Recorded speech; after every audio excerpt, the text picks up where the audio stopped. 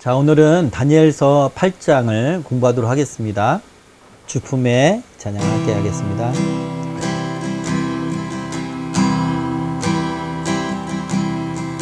주품의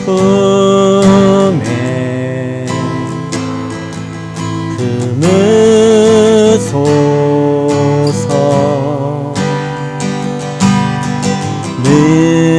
능력에 발로 덮으소서. 거친 파도 날 향해 와도 주와 함께 날아오르리. 부푼 가운데 나의 영혼 잠잠하게 주를 보리라. 주님 안에 주님 안에 나 거하리.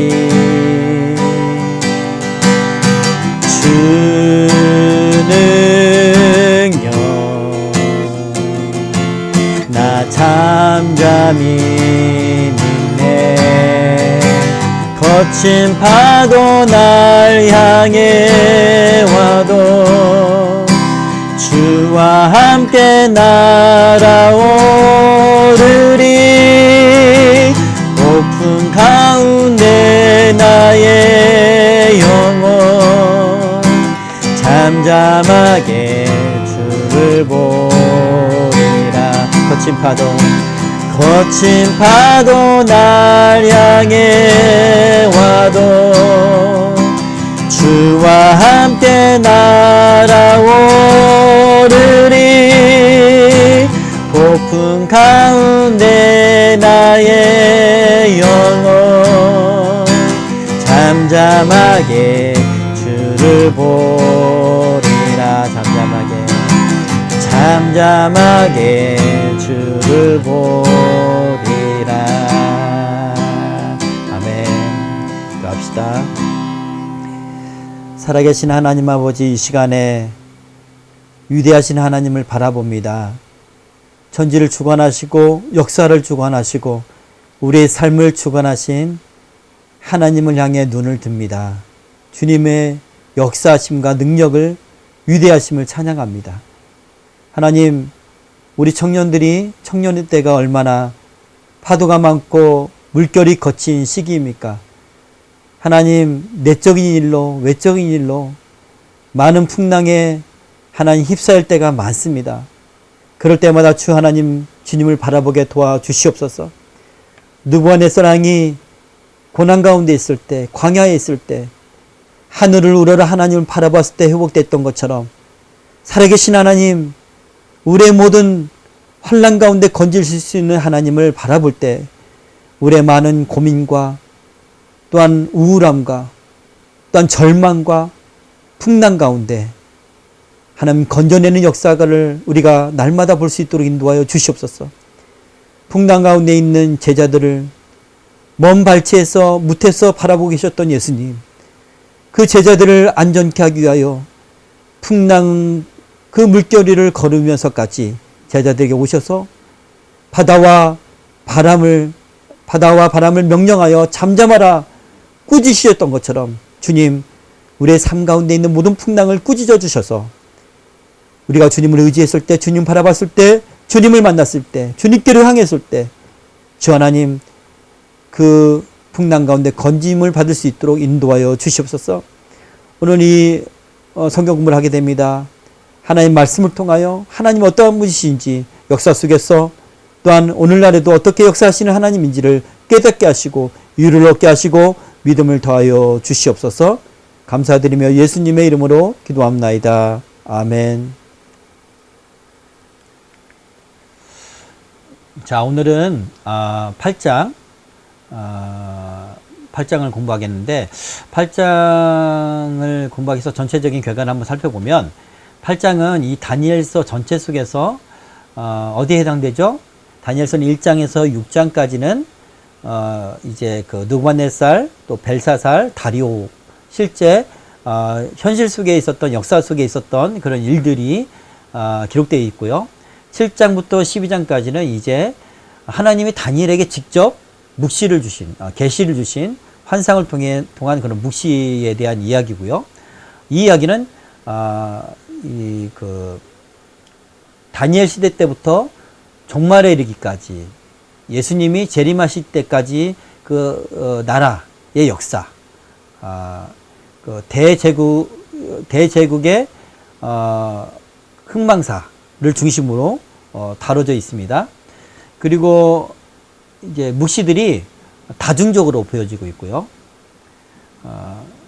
자, 오늘 8장의 구조는 1절부터 4절까지는 순장의 환상을 봐요.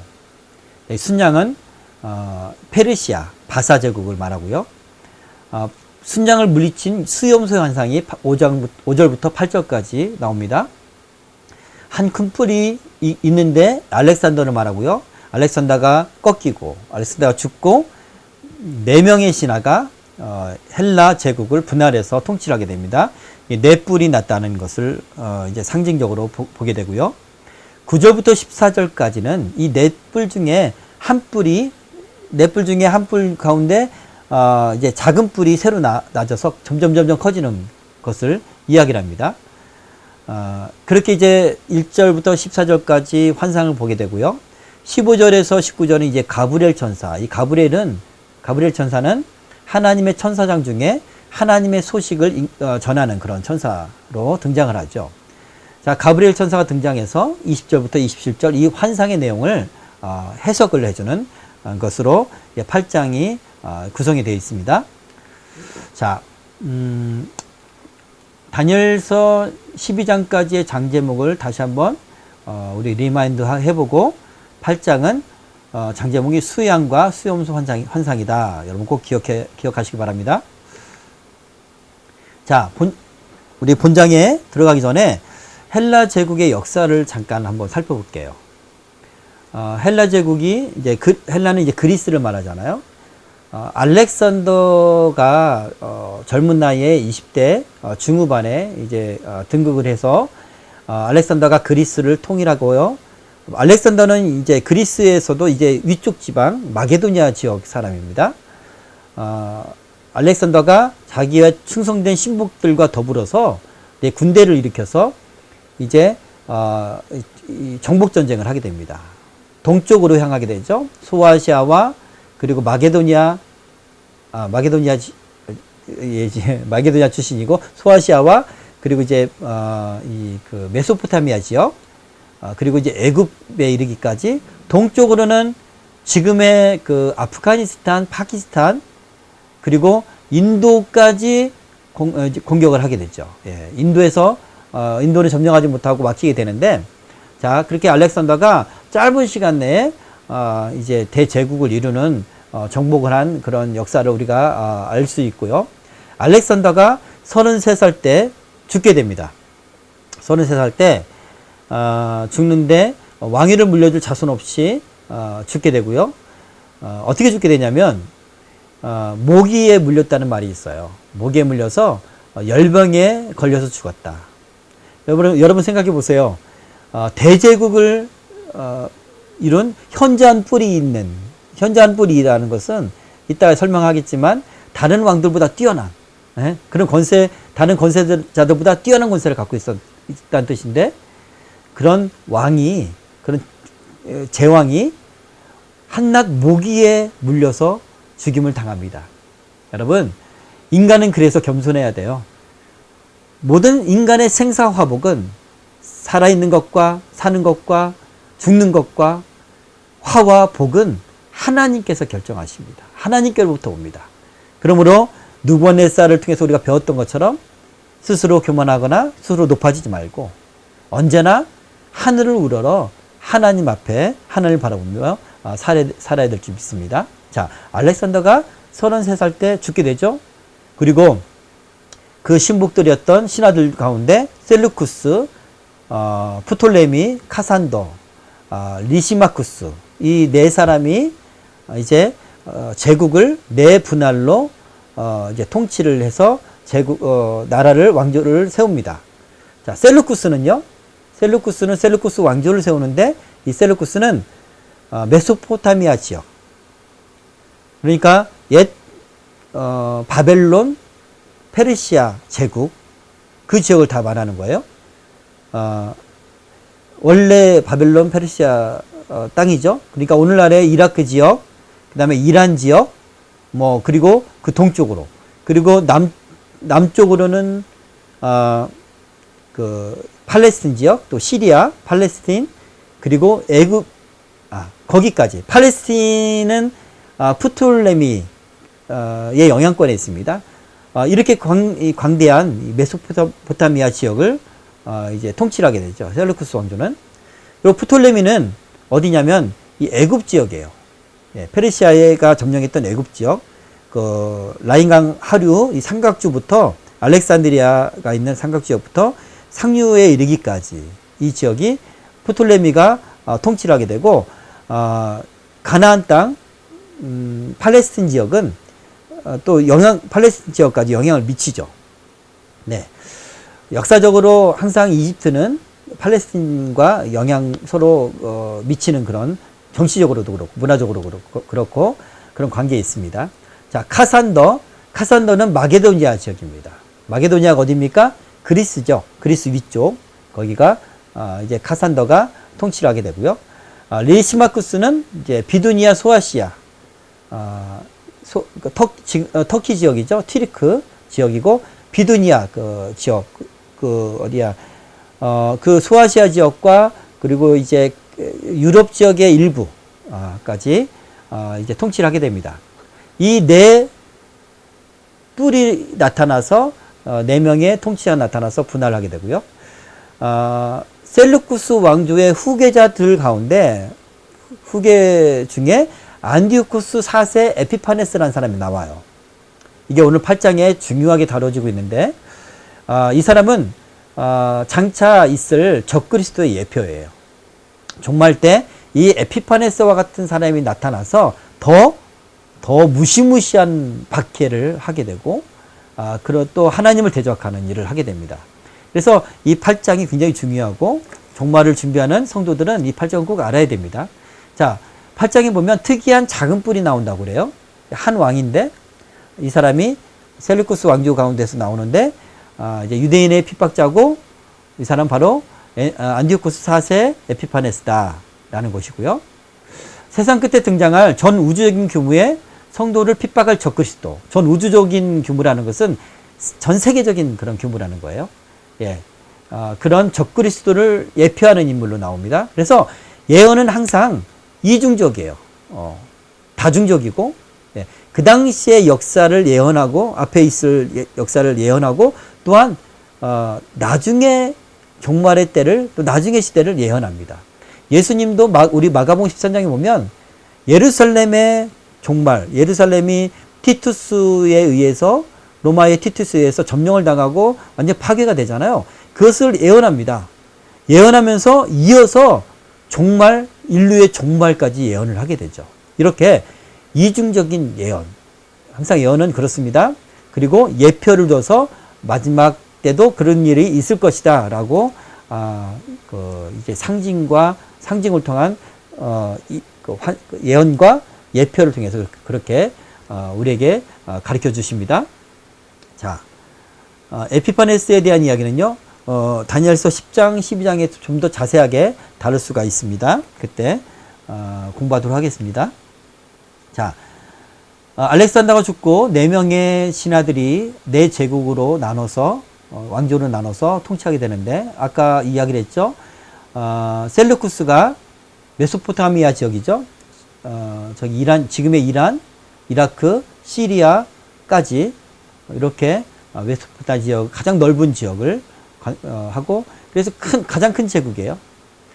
더불어서 버금가는 그 제국이 프톨레미 제국인데 바로 이집트, 그죠? 북아프리카 지역과 그리고 라인강 상류에 이르기까지 이 지역을 이제 프톨레미가 관할을 하고요. 팔레스틴까지, 팔레스틴이 그러니까 예루살렘이 있는 팔레스틴 가나안 지역까지 관할을 하게 됩니다. 이 에피파네스가요, 프톨레미 왕조를, 무너뜨리려고 공격을 합니다. 처음에는 공격하다가, 나중에 그 남방왕과 북방왕의 그 전쟁 이야기가 또 다니엘서에 나오는데, 그 얘기를, 그때 자세히 보게 되겠지만, 공격을 하지만 처음에는 패퇴를 해요. 그러다가 나중에 좀 더 세력을 키워서 군대를 일으켜서 공격을 해서 결국은 이깁니다. 이겨서 그 이집트의 멤피스 말고도 다른 도시를 세워요. 그러니까 알렉산드리아.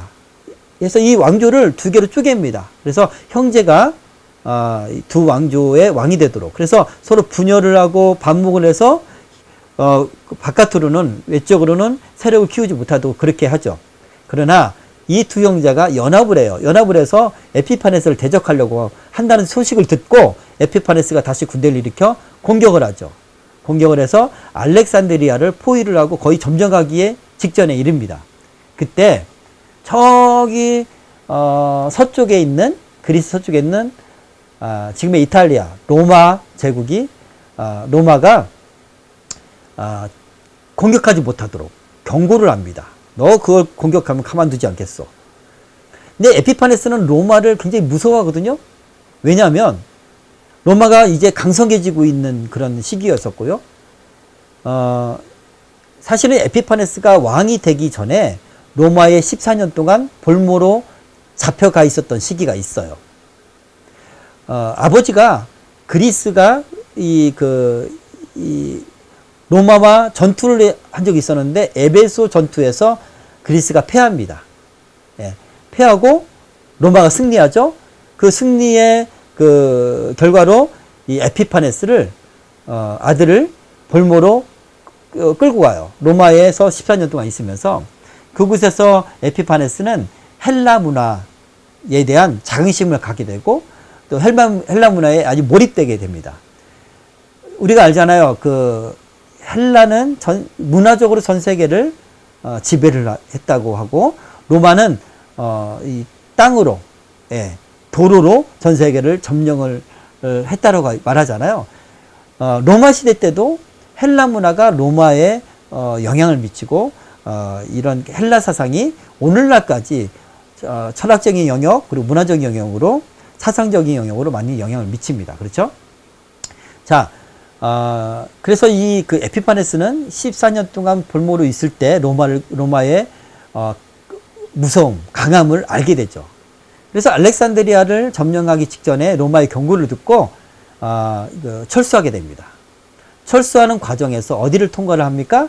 바로 저 가나안 땅을 통과하게 되죠. 팔레스틴 지역을.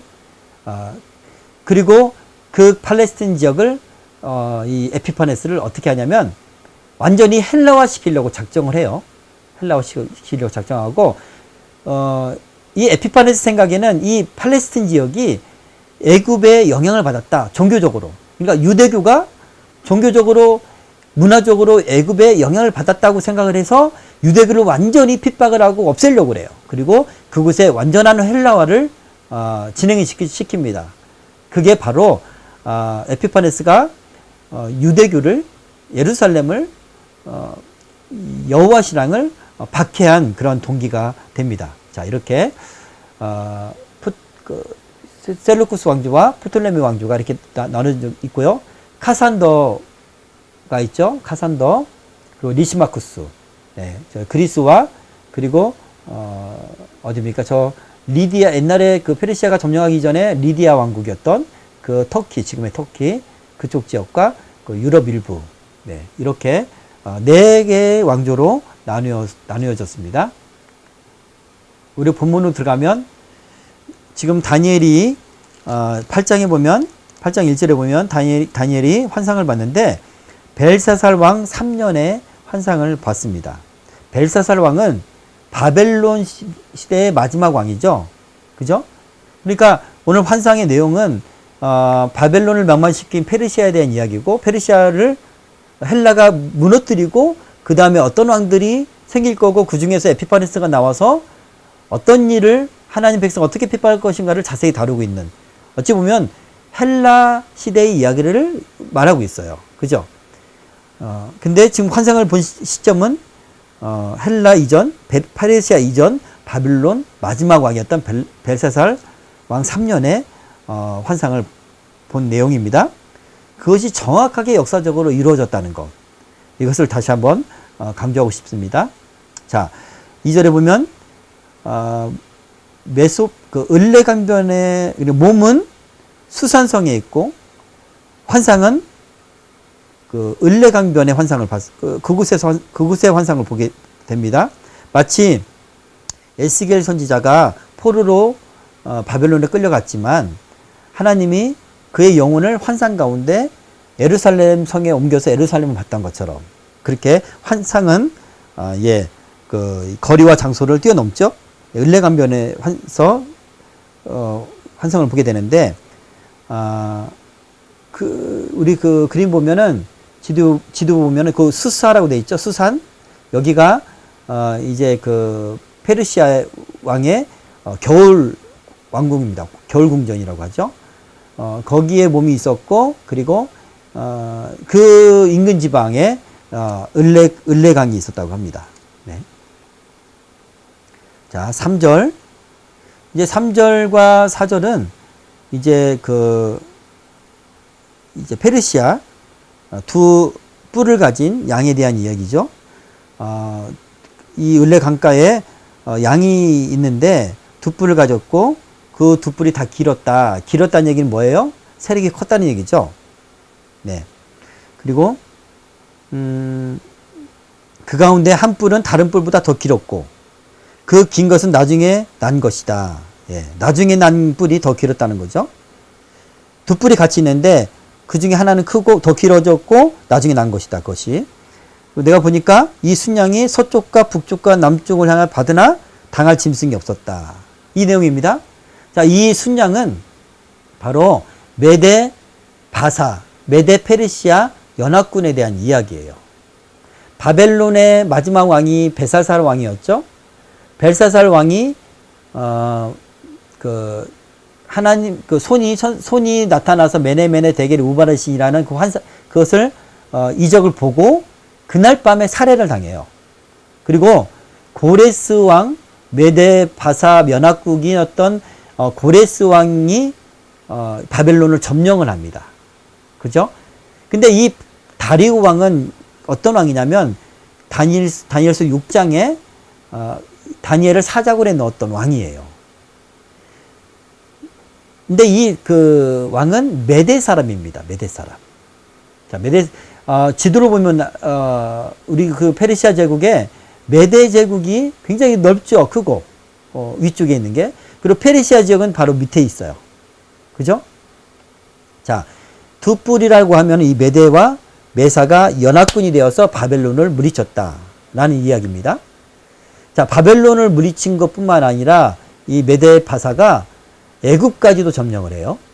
그리고 저 서쪽으로는 지금의 터키인 리디아 왕국까지 점령을 합니다. 그래서 우리가 7장에 페르시아는 곰의 상징으로 나타나잖아요. 그 곰이 한쪽은 들렸다라고 말하고 그리고 입에는 세 개의 뼈다귀를 물고 있죠. 뭔가를 먹은 거야, 고기를. 그 세 개는 뭐냐면 바벨론 제국과 또 이집트 제국, 애굽 제국과 그리고 리디아 왕국을 말하는 겁니다. 네. 근데 이 곰이 처음에는 연합국 형태였다. 그리고 메대 사람이 다리우 왕이 바벨론의 초대 왕으로 등극을 했다라는 이야기고요. 나중에 이 뿔 중에 나중에 난 것이 페르시아가 더 길어졌다. 바사가 더 길어진 거예요. 바사 왕국이. 그리고 나중에는 이 페르시아의 고레스 왕이 제국을 통치합니다. 통일해요. 페르시아 제국으로 완전히 통일을 하죠. 그리고 이 고레스 왕 때 조서를 내려서 유대인들 예루살렘을 돌아가서 하나님께 제사를 지내도록 유대인들을 귀환시킵니다. 네. 예레미야가 70년 후에 다시 돌아오리라고 했던 예언이 성취되는 것이 바로 이 고레스 왕 때 조서를 통해서 성취가 되죠. 네. 자, 그런 내용이 3절과 4절에 다뤄지고 있고요. 자, 5절과 6절. 이제 순양이 있었는데, 순양이 보면 서쪽과 북쪽과 남쪽을 향해 받았다고 하죠? 서쪽은 어디입니까? 서쪽은 저기 리디아 왕국. 그죠? 그리고, 북쪽으로 더 가고, 리디아 왕국 쪽으로 가고, 그리고 남쪽은 어디입니까?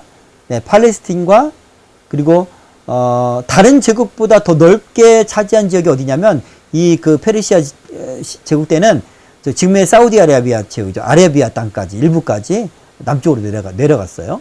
그리고, 저기 그 애굽 지역까지, 애굽 제국까지, 이제 받았다는 그런 내용이고요.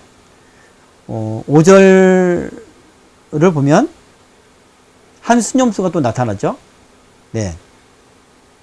이 순념수가 서쪽에서부터 와서 온 지면에 두루 다니되 땅에 닿지 아니하며 그 염소의 두 눈 사이에는 현저한 뿔이 있더라. 자, 한 순념수인데 순념수는 뭐냐면 헬라 제국이에요.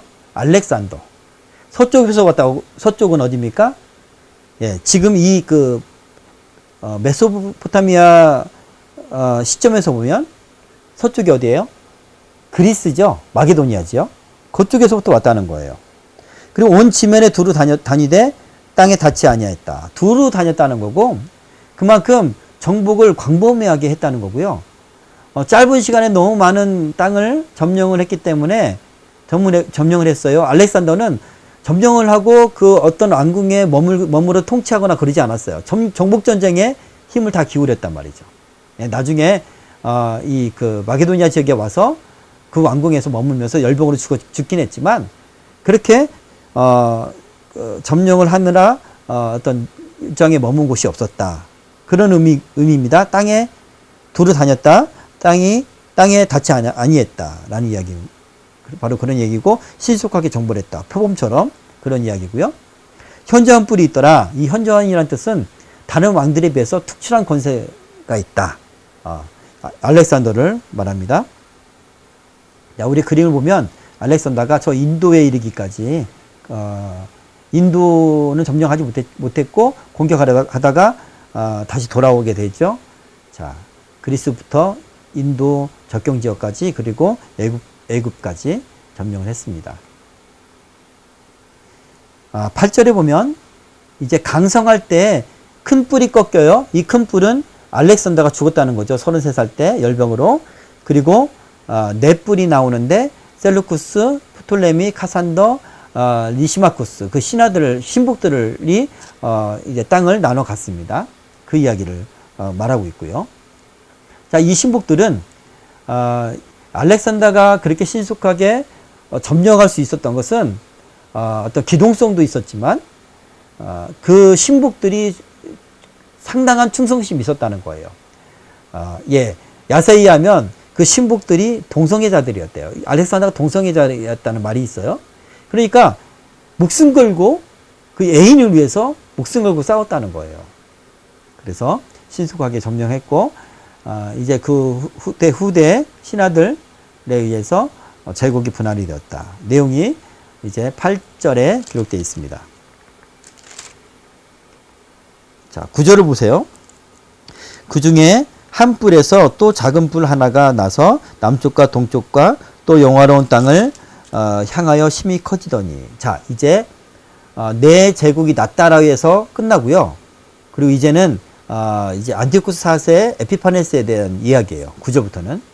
자, 그 셀루쿠스 왕조의 후계 가운데 안티오쿠스 4세 에피파네스가 왕이 되는데, 이 남쪽 동쪽으로 뻗었다는 거예요. 향했다는 거예요. 남쪽 동쪽은 어디입니까?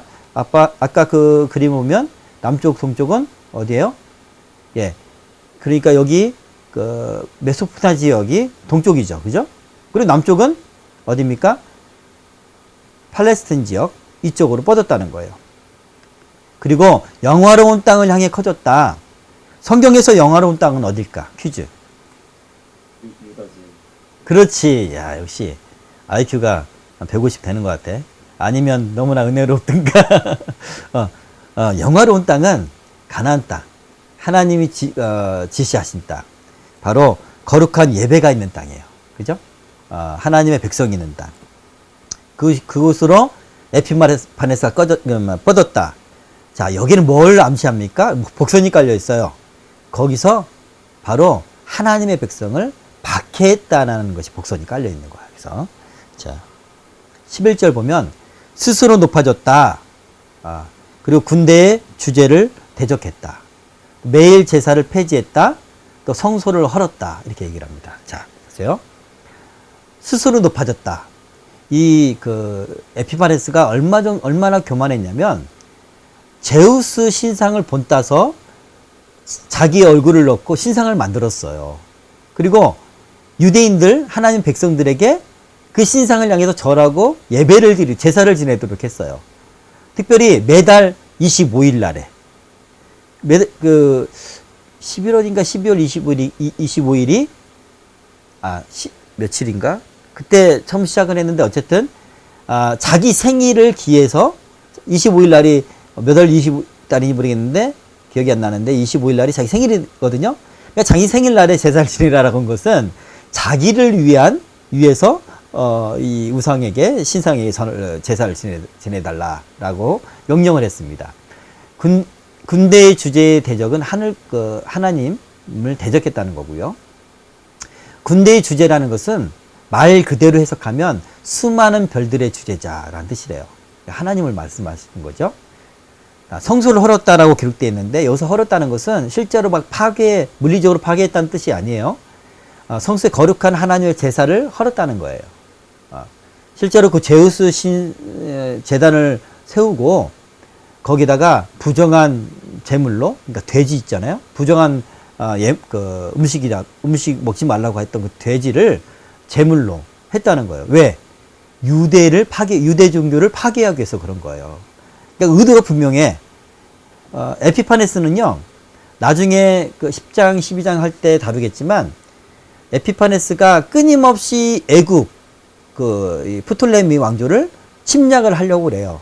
침략을 하고, 나중에는 좀 지다가, 나중에는 이제 더 강성해져서 큰 군대를 일으켜서 침략을 해요. 침략을 해서, 이 애굽을 두 개의 왕조로 나눠. 서로 싸울 수 있도록. 예. 근데 이 애굽 두 형제가 서로 연합을 한단 말이에요. 연합을 해서 이 에피파네스를 대적하려고 하니까 가서 점령을 하려고 알렉산드리아를 포위를 합니다. 포위를 하자 저 로마가 그때 이제 로마가 강성해졌거든요. 로마가 건들지 마. 재미없을 줄 알아.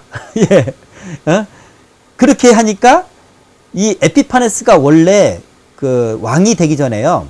14년인가요? 로마에서 볼모로 잡혀 있었어요. 에베소 전쟁이 있었어요. 그리스와 로마 전쟁에서 그리스가 패배를 합니다. 그래서 그 아들인 에피파네스를 볼모로 로마로 보내죠. 거기서 에피파네스는 헬라 문화에 대한 어떤 강한 그런 인상을 가져요.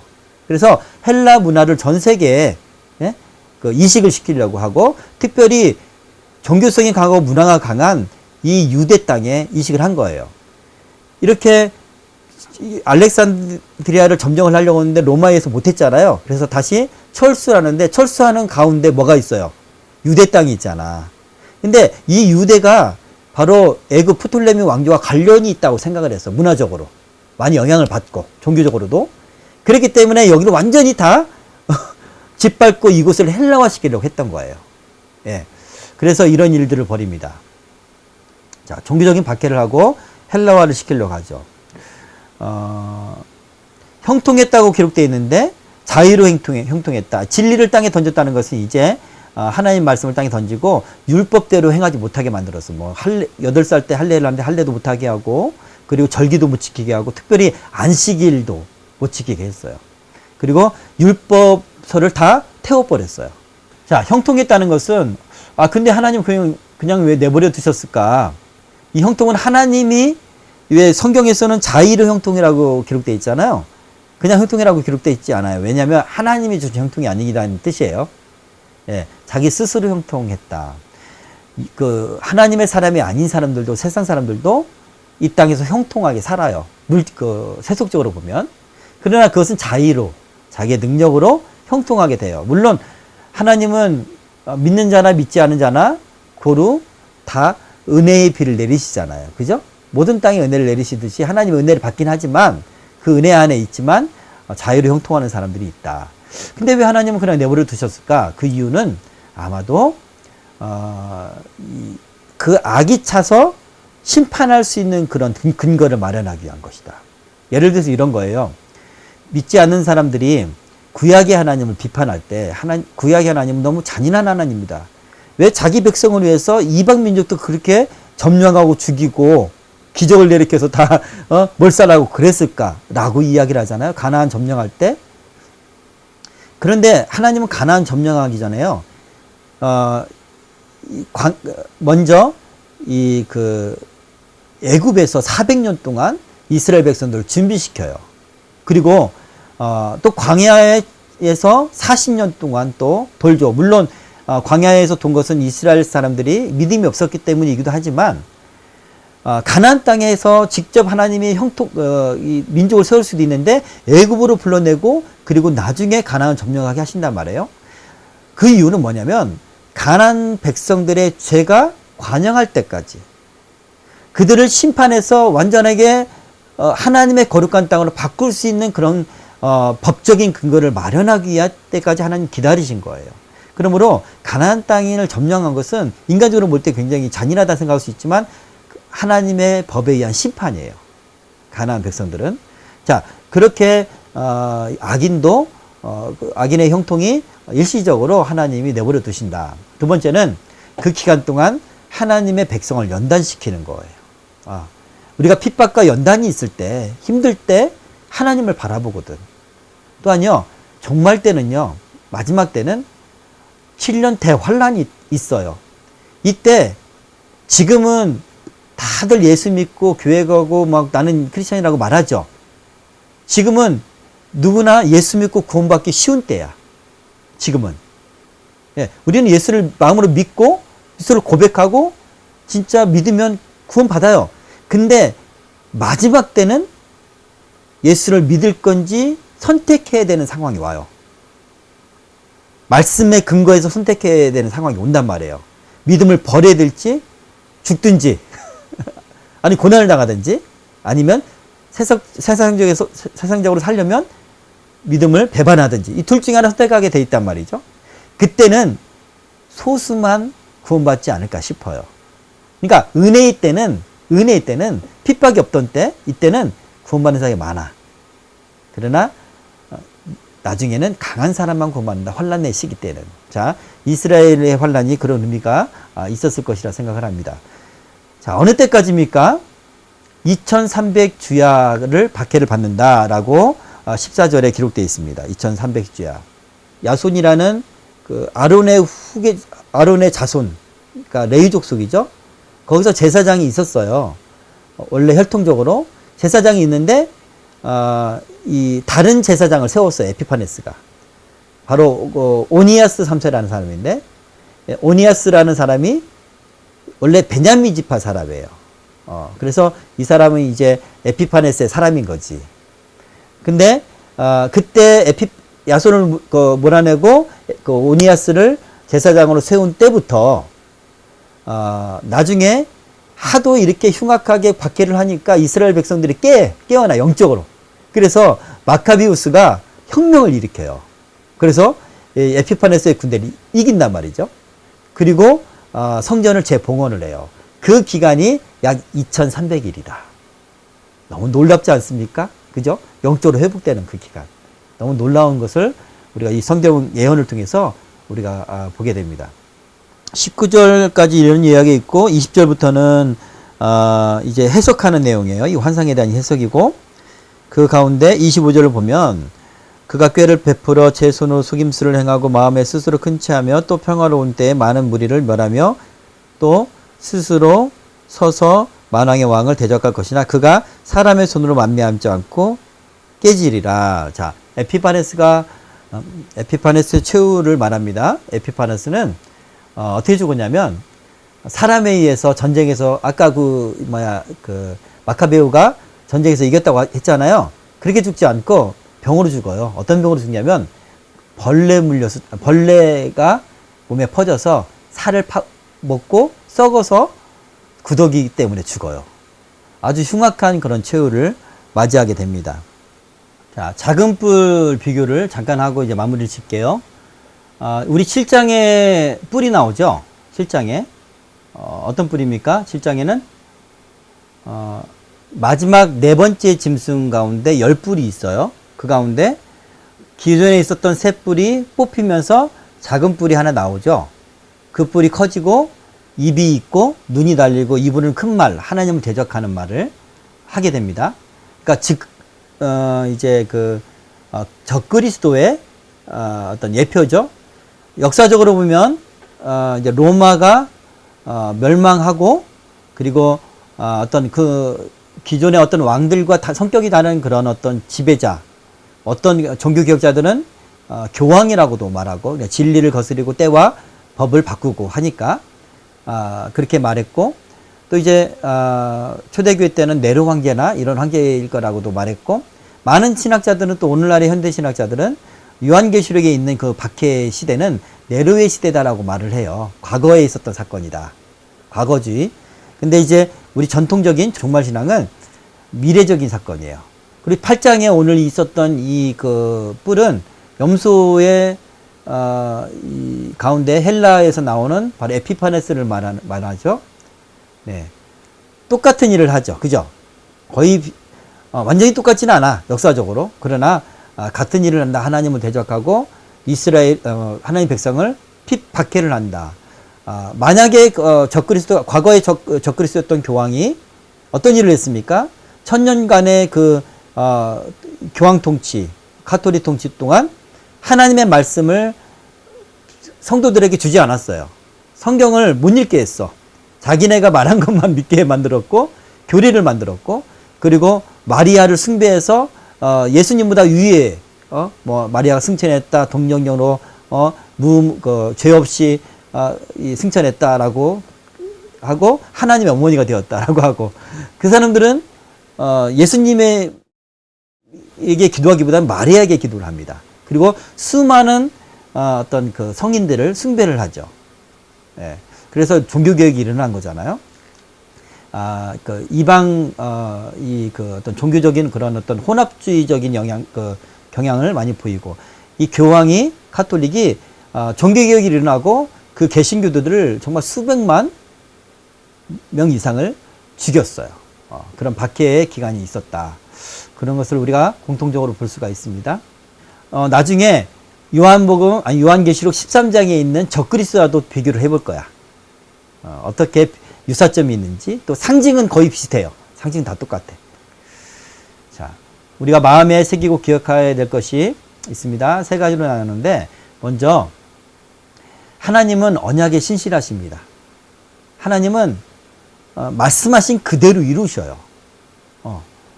창세기 15장에 아브라함에게 내 자손 가운데 하늘의 별과 같이 많아질 것이고, 그 자손들이 애굽에 갔다가 430년 후에 다시 나오게 할 것이다. 큰 무리를 끌어서 그대로 행하시잖아요. 그죠? 하나님의 예언하신 대로 그대로 이루십니다. 그리고 창세기 인간이 처음에 타락했을 때 뱀을 심판하시면서 저주하면서 메시아가 와서, 여자의 후손이 와서 너의 머리를 상하게 할 것이다. 너는 그의 발꿈치를 상하게 할 거지만 너의 머리를 부숴버릴 것이라고 메시아를 예언하잖아요. 그 예언이 메시아에 대한 예표 사건이야. 그러니까 성경은 항상 예언할 때 어떤 실제적인 행동으로 예표하기도 하고요.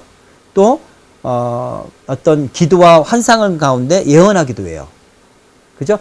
그러나 그 행위나 그 모습은 상징적이에요.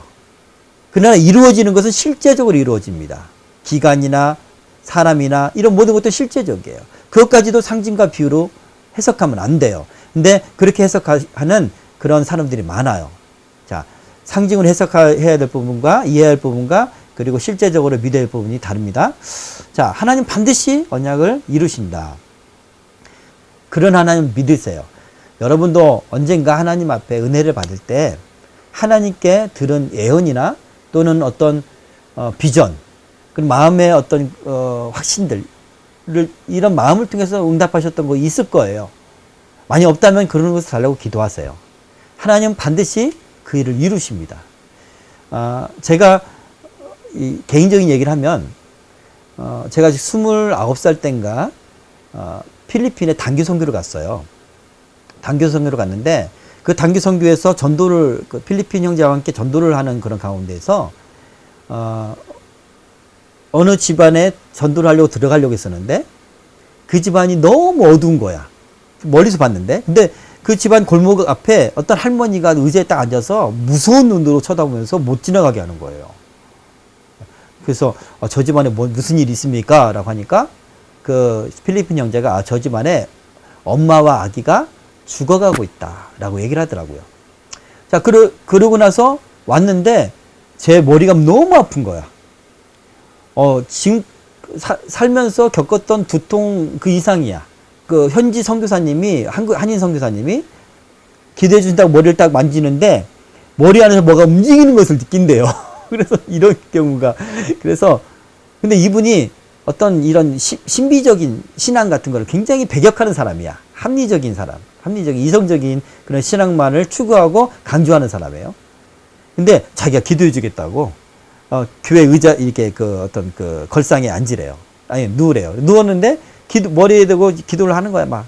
근데 어떤 그런 성령을 의지한 기도를, 치유 기도를, 축사 기도를 안 해봤잖아. 그러니까 뻘뻘 흘리는 거야. 그래서 땀을 뻘뻘 흘리다가 도저히 안 되겠다. 오늘 마닐라에서 한 그 미국에 계신 어떤 선교사님이 오시는데 필리핀에서 사역하시는 목사님과 사역자들이 몇 명이 모여서 교제하기로 했다. 기도하기로 했다. 거기 함께 가자라고 하더라고요. 그분은 성령의 사람이래요. 기적과 이런 성령 역사들이 많이 일어난다. 그래서 선교사님과 그 차를 타고 마닐라까지 갔어. 좀 큰 집이었는데 그 안에서 많은 역사가 일어나더라고.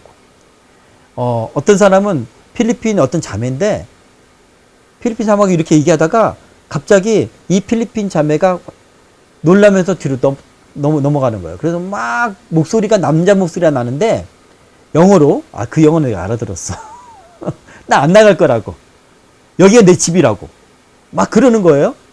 이 목사님이, 이 선교사님이 예수 이름으로 나갈지어다. 라고 하고 하니까 한참 동안 있다가 나가더라고. 그것을 내 눈으로 본 거야. 그리고 그 외에 많은 사건들을 봤는데 맨 마지막에 나한테 이렇게 와서 어떻게 오늘 이 자리에 왔습니까? 라고 묻더라고. 그러자 나랑 같이 동행했던 선교사님이 이런 일이 있었다. 라고 얘기를 해요.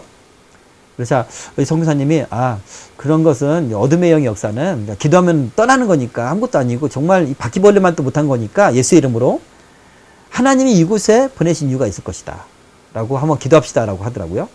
그래서 이렇게 기도해 주는데 손가락으로 이렇게 이마에 닿지도 않았어.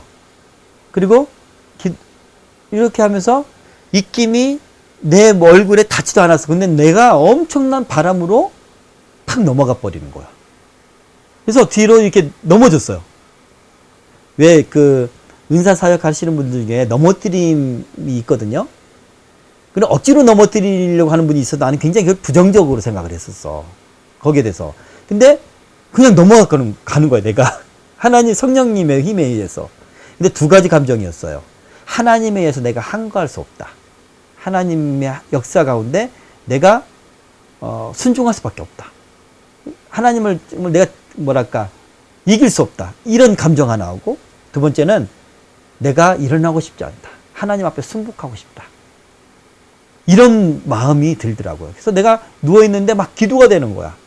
성령으로 막 기도하고 방언으로 기도하고 막 되는 거예요. 근데 한참 있다가 발끝에서부터 뭔가 확 훑고 지나가는 거야. 온몸이 시원한 거예요. 이걸 이제 성령께서 내 온몸을 치유하신 거야. 그리고 한참 있다가 목사님이 이제 저쪽에서 이제 막 차 마시다가 이제 마무리합시다.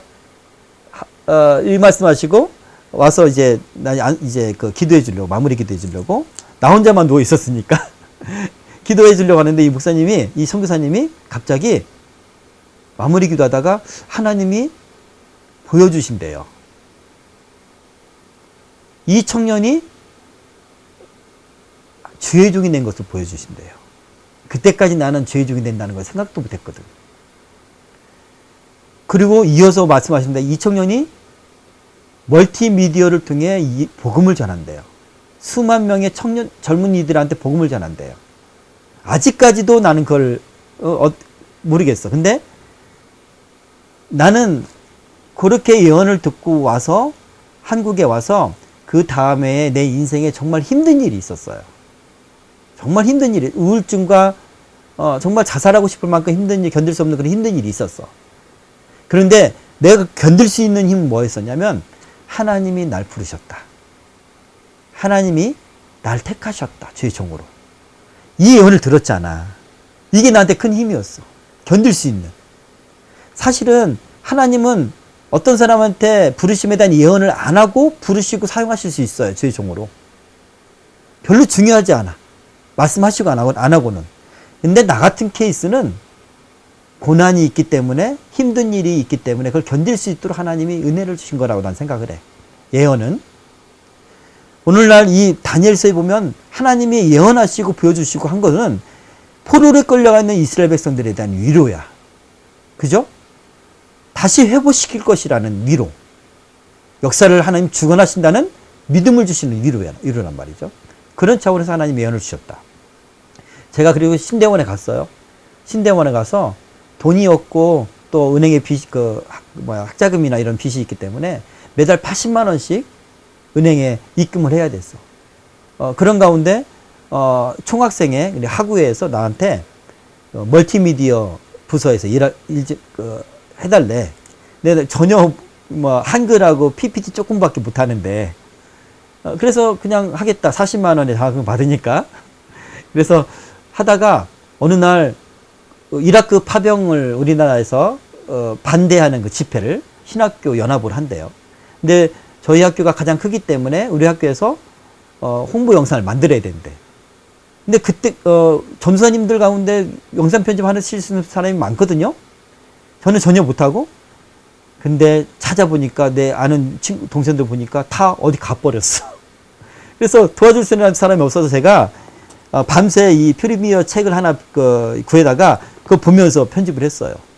그때부터 제가 이제 빚을 갚기 위해서 이제 알바를 한 거야. 아르바이트를. 교회 영상도 만들어주고.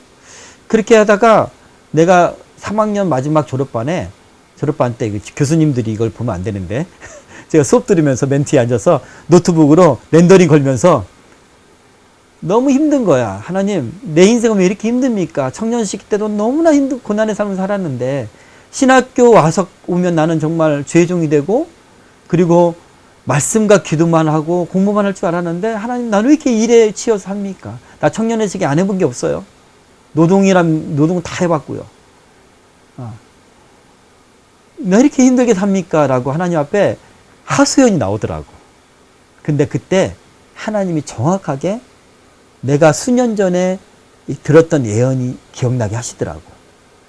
그때까지는 잊어버렸어요. 그냥 단순히 주님의 종으로 쓰임받는다.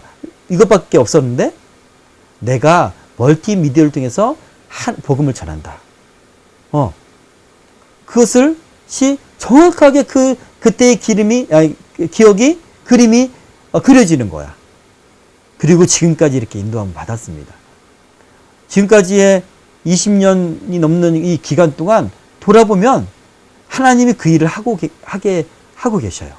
신학교에서도, 그리고 여러 목회자들과 기관에서도 그런 일을 하고 계시고, 어쨌든 하나님 그렇게 이끄신다. 하나님은 반드시 말씀하신 대로, 언약하신 대로 이루신 하나님입니다. 근데 그 기간 동안 나는 몰라. 내 인생은 더 힘들어지고 모른단 말이에요. 하나님은 계획표가 있는데 나는 그 계획표를 날마다 볼 수가 없단 말이에요. 우리한테 필요한 건 뭡니까? 믿음이야. 믿음. 보이지 않지만 믿는 거예요. 하나님이 그렇게 하시리라 믿는 거예요. 그런 믿음이 여러분에게 있었으면 좋겠습니다. 아멘. 하나님 반드시 이루십니다. 성경의 역사가 그래요. 두 번째, 성경은 무한 맞습니다. 오류가 없다. 틀리지 않다.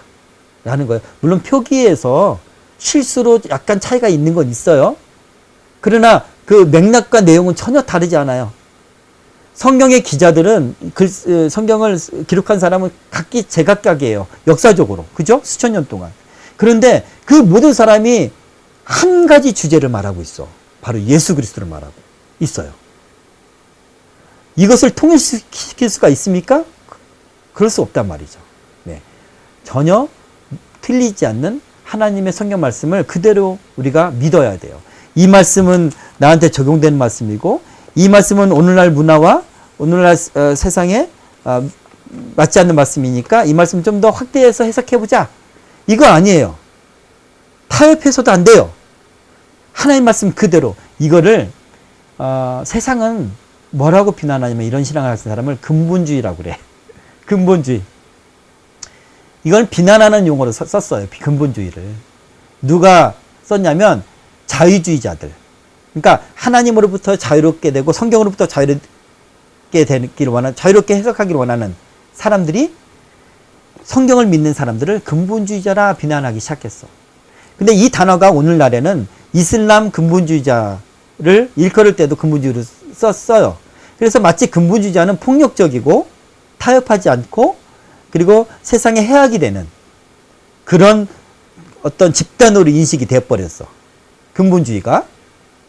이슬람 근본주의까지 결부가 되어서 이 교황이, 지금의 프란체스코 교황이 나는 모든 세상의 모든 근본주의자들과 대적한다.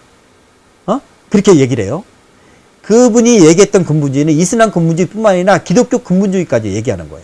성경 그대로 믿는 사람들까지 그들은 대적한다는 거예요. 왜냐하면 교황조차도 동성애 인정하고 해방 신학적인 관점에서 메시지를 전하고 교리를 전합니다. 그죠? 자, 어쨌든 그런 의미에서 근본주의는, 성경을 그대로 믿는다는 의미에서 근본주의는 맞아요. 그래야 돼.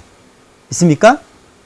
자, 이 근본주의라는 용어가 하도 그렇게 부정적으로 사용해서 성경을 믿는 사람들이 나중에 이거를 복음주의다라고 칭하게 되었어요. 그래서 오늘날은 복음주의라고 말하는데, 이 성경을 믿지 않고 다르게 해석하기를 원하는, 인본주의적으로, 인간 중심적으로 해석하기를 원하는 사람들은 복음주의, 근본주의를 비난합니다. 자, 그대로 믿길 바랍니다. 자, 그리고 예배에 목숨을 걸어야 됩니다. 기독교는 예배 공동체라고 하고, 제가 어제 말했고, 인간은 예배를 드리기 위해서, 하나님께 영광 돌리 찬양하기 위해서 창조되었어요.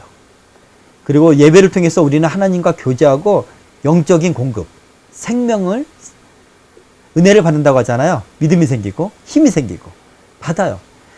사단이 가장 싫어하는 게 예배 드리는 거야. 그래서 크리스천의 예배를 방해를 해요. 여러 모양으로 방해를 해요. 할 수만 있으면 정말 한 나라를 세워서 그 나라 점령해서 못하게 하기까지. 저 북한 땅도 그렇고 방해를 한다는 거죠. 예, 예루살렘에 에피파네스와 같은 사람이 서서 예배를 방해하잖아요. 예배를 헐어버리자, 제단을. 이런 일을 역사 이래로 해왔어요. 초대교회 때도 그랬고, 그리고 마지막 날 종말의 때도 적그리스도가 나와서 무엇을 먼저 하냐? 예배를 폐해요. 모든 예배를 폐해요. 에피파네스도 매일 드리는 제사를 폐했다고 하잖아요. 예. 그렇게 마귀가, 사탄이 공격하는 건 예배다. 그러므로 우리는 목숨 걸고 예배하자. 그게 마귀를 이기는 거고, 그게 내 영혼이 사는 일이고, 그것이 하나님께 영광 돌리는 일입니다. 믿습니까? 자, 승리하는 여러분이 되길 바랍니다. 오늘 말씀을 읽으면서 질문이 있으면 해주시기 바랍니다.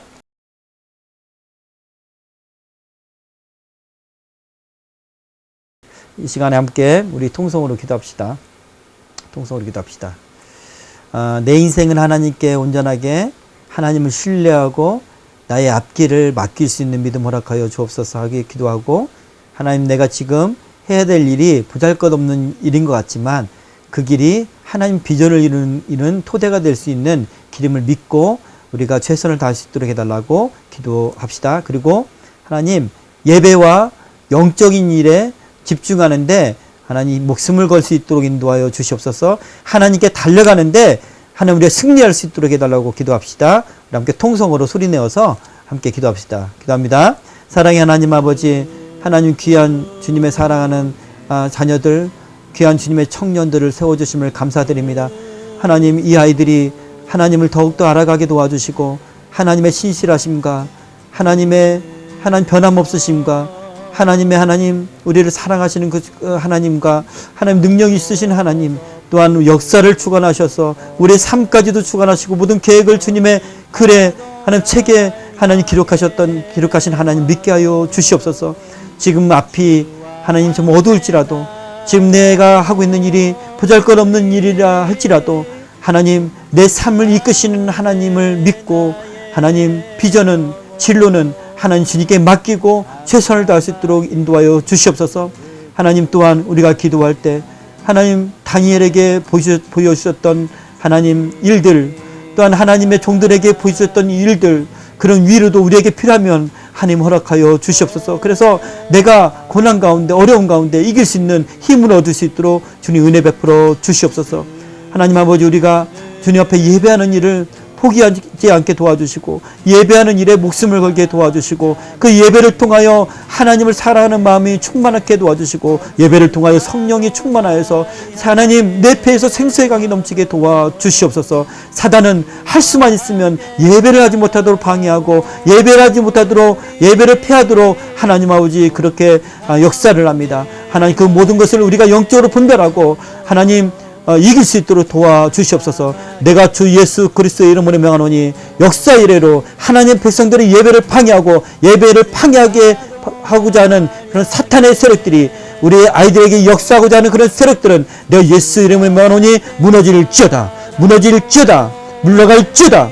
하나님 힘을 허락하여 주시고 하나님 뜻을 정하게 하시고 하나님께 돌아오는데 방해되는 일이 없도록 인도하여 주시옵소서. 이제 성경 공부를 통하여 하나님은 그 누구보다 잘할 수 있도록 다니엘처럼 지혜와 또 영적 비밀까지도 알 수 있도록 우리 사랑하는 주의 종들을 길러주시고 키워주시옵소서. 이 모든 말씀 예수 그리스도의 이름으로 기도하옵나이다. 아멘. 수고하셨습니다.